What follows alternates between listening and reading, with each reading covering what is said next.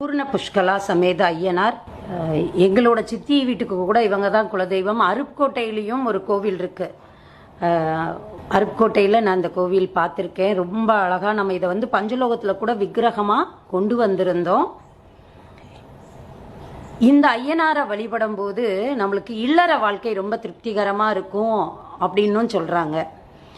எப்படி மீனாட்சி திருக்கல்யாணம் இதெல்லாம் நடக்குதோ, முருகன் வள்ளி தெய்வானை கல்யாணம் நடக்குதோ, அதே மாதிரி பூர்ண புஷ்கலா சமேத ஐயனாருக்கு கல்யாண வைபவம்ன்றது ரொம்ப விசேஷம் அப்படின்னு சொல்கிறாங்க. அதில் கலந்துக்கிறவங்களுக்கு கல்யாண தடை, திருமண தடை இருக்கிறவங்களுக்கு அது நீங்கும் அப்படின்றதும் ஐதீகமாக இருக்குது.